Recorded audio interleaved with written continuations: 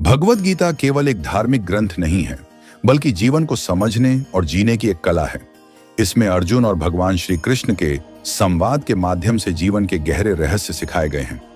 गीता का ज्ञान समय और परिस्थिति से परे है, जो हर युग में मनुष्य को दिशा देता है।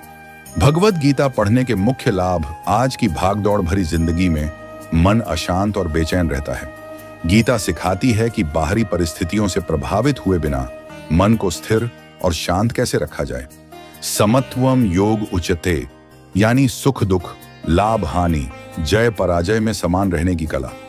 भगवान श्री कृष्ण ने गीता में कहा है, कर्मण्येवाधिकारस्ते मां फलेषु कदाचन। इसका अर्थ है कि मनुष्य को सिर्फ अपने कर्तव्य कर्म पर ध्यान देना चाहिए, फल की चिंता नहीं करनी चाहिए। इससे नकारात्मकता, चिंता और निराशा से मुक्ति मिलती है। गीता पढ़ने से व्यक्ति के सोचने समझने की शक्ति विकसित होती है। जैसे अर्जुन युद्ध भूमि में भ्रमित हो गया था, वैसे ही हम भी जीवन में कई बार दुविधा में पड़ जाते हैं। गीता का ज्ञान ऐसी परिस्थितियों में सही निर्णय लेने में मदद करता है।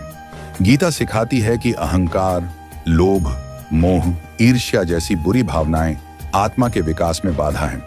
इन्हें त्याग कर ही सच्चे सुख की प्राप्ति हो सकती है।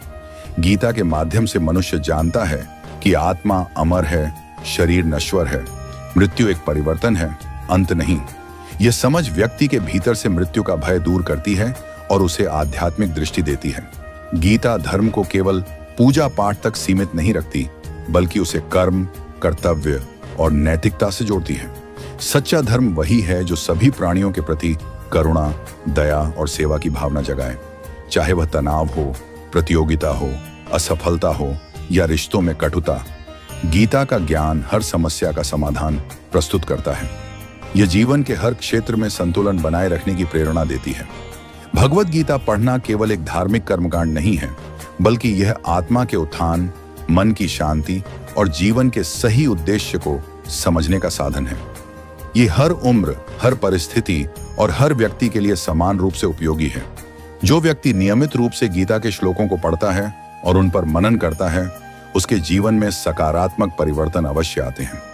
इसलिए गीता का अध्ययन केवल ज्ञान नहीं, बल्कि आत्मा की जागृति है।